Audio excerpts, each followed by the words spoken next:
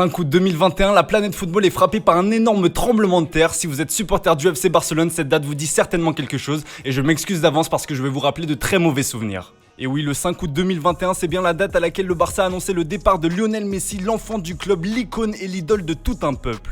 Cette rupture douloureuse pour les deux parties va révéler au grand jour la crise financière qui frappe le Barça de plein fouet depuis plusieurs saisons maintenant et qui explique les raisons des mercatos low cost que nous offrent les coulées sur les dernières années. Pour mesurer l'ampleur de cette crise, même en jouant gratuit, Lionel Messi n'aurait pas pu être inscrit, c'est dire. Et lors de la conférence d'adieu de la Pulga, qui n'a pas pu retenir ses larmes évidemment, le président Joan Laporta a expliqué qu'avec Messi, la masse salariale représentait 115% des revenus, mais même sans lui, le plafond était toujours explosé à 95%.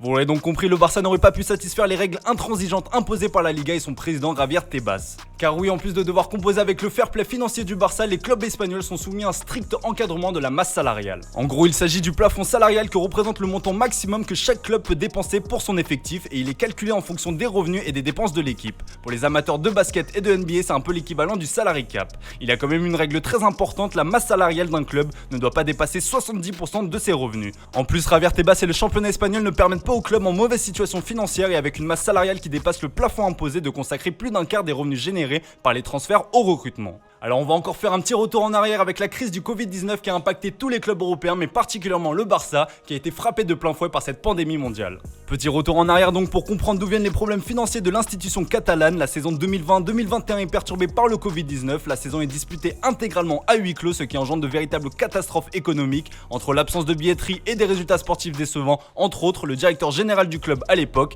Ferran Reverter, explique que le club catalan a accumulé une dette monstrueuse d'1,35 milliard d'euros. Les pertes à l'issue de la saison 2020-2021 étaient estimées à près de 481 millions d'euros. Et selon ces termes, le club était en situation de faillite comptable. Autant dire que Joan Laporta avait un travail immense à faire pour sortir le club de la crise et remettre de l'ordre dans une institution bafouée par son prédécesseur Josep Maria Bartomeu. En situation d'urgence absolue, le FC Barcelone contracte alors un prêt orchestré par la firme américaine Goldman Sachs. Bon, quand on est une marque comme le FC Barcelone, on va pas se mentir, c'est beaucoup plus facile d'obtenir un prêt, mais les dirigeants barcelonais ont quand même dû trouver des solutions et les supporters se sont familiarisés avec l'expression levier économique. Bon, pour ceux qui ont du mal avec les chiffres, je m'excuse d'avance. Car oui, le club catalan a dû se résoudre à vendre ses actifs et ses droits télé notamment. Aujourd'hui, la société américaine Sixth Street a acquis les droits sur 25% des revenus du FC Barcelone de la Liga Sports TV au cours des 25 prochaines années, ce qui a rapporté près de 400 millions d'euros au club catalan. On ne va pas tous vous les citer, mais le Barça a aussi cédé 25% de Barça Studio pour 100 millions d'euros. Et à ça, il faut aussi ajouter les nouveaux sponsors comme le partenariat avec Spotify, nouveau partenaire principal du club qui a rapporté près de 435 millions d'euros.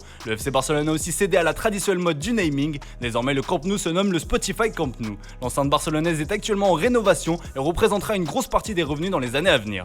Tous ces efforts ont permis au Barça de sortir la tête de l'eau, mais vous l'aurez compris, ils ont dû se serrer la ceinture. Et tous les membres de l'institution barcelonaise ont mis la main à la pâte pour sauver le club du naufrage, à commencer par les joueurs. Pendant la période du Covid, les cadres de l'effectif ont notamment accepté de reporter le paiement de leur salaire. Certains ont même accepté de le baisser. Des tractations ont même eu lieu pour proposer une baisse de salaire de 50% à l'ensemble de l'effectif, hors contrat renégocié. D'ailleurs, le cas de Frenkie de Jong témoigne de la très mauvaise gestion de l'ancienne présidence et le Barça en paye encore les frais aujourd'hui. Le Néerlandais avait signé à l'époque un contrat qui lui permettait d'avoir un salaire évolutif au fil des saisons. À partir de la saison 2022-2023 et jusqu'en 2025, son salaire fixe passe de 9 millions d'euros à 18 millions d'euros annuels. Ensuite, il passera à 19 millions d'euros en 2025-2026. La nouvelle direction a souhaité attaquer l'ancienne direction du club pour faire annuler ce contrat en vain. Aujourd'hui, les caisses du Barça sont plus saines et ça c'est en grande partie grâce au départ de certaines légendes du club, à commencer par Gérard Piqué. L'Espagnol touchait pas moins de 28 millions d'euros bruts par an. Les départs de Sergio Busquets, 23 millions d'euros annuels, Jordi Alba, 20 millions d'euros annuels et Samuel Umtiti, également 20 millions d'euros annuels plus récemment, ont bien aidé à assainir les caisses.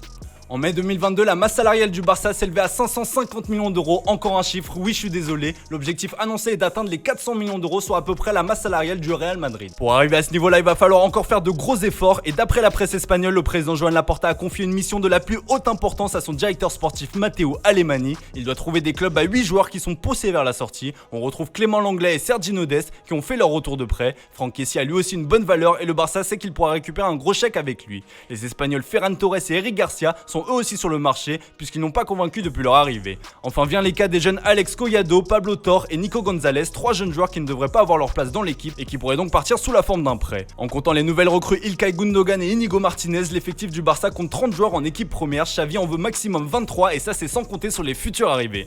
Bon, quand je vous évoque tous les problèmes financiers, vous vous demandez certainement comment le Barça a réussi à investir sur le mercato. Eh bien, l'argent était pourtant bien présent. Alors bon, je vous arrête tout de suite, l'argent était très loin de couler à flot, mais les supporters barcelonais ont pu être rassurés sur les moyens financiers du club catalan avec les récentes arrivées de Robert Lewandowski, Rafinha ou encore Ferran Torres en 2022. Alors on parle ici uniquement d'un point de vue comptable, pas sportif. Par contre, ce sont les rares exceptions, car depuis quelques saisons, le Barça vise plutôt des joueurs en fin de contrat. L'été dernier, Franck Kessié et André Christensen sont venus renforcer le club catalan en tant qu'agents libres. Une stratégie plus ou moins payante, mais une chose est sûre, ça coûte moins cher. Les arrivées d'Ilkay Gundogan et d'Inigo Martinez ces dernières semaines confirment la nouvelle politique du club. À la recherche du remplaçant de Sergio Busquets, le Barça a jeté son dévolu sur un ancien de la maison, un certain Oriol Romeu. Alors le milieu de Girona n'est pas libre, mais sa clause libératoire est fixée à seulement 8 millions d'euros. Pour le moment, la grosse folie de l'été chez le Barça devrait être Vitor Roque, mais là encore, les dirigeants ont trouvé une astuce pour ne pas payer tout d'un coup. Annoncé comme l'un des futurs cracks brésiliens, Vitor Roque sera bientôt un Blaugrana. Selon Sport, le champion d'Espagne en titre va payer 31 millions d'euros à l'Atlético Paranense, mais le montant total pourrait atteindre le double, soit 62 millions d'euros, si tous les bonus sont remplis. Selon la presse espagnole, l'officialisation ne devrait d'ailleurs plus tarder.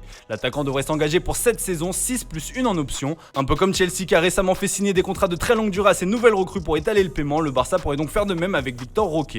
Bon, clairement, le plus dur est derrière le FC Barcelone maintenant. Lors d'un point presse en février dernier, Joan Laporta avait déclaré avoir sauvé le club de la ruine financière. Clairement, on peut dire que la nouvelle direction du Barça a fait du bon boulot et le vice-président financier du Barça, Eduard Romeu, avait déclaré espérer rétablir l'équilibre des fonds propres du club d'ici 2024-2025.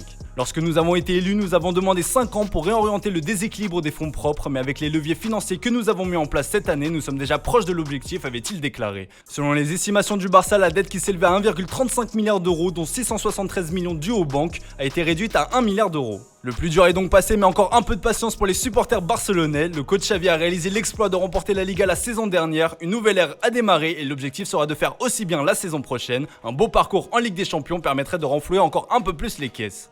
En prenant en compte les difficultés financières du Barça, qu'attendez-vous de ce mercato? Dites-nous tout dans les commentaires. Voilà, si vous avez kiffé, n'oubliez pas de liker et de vous abonner, ça nous donne de la force. A très bientôt pour de nouvelles vidéos sur Foot Mercato.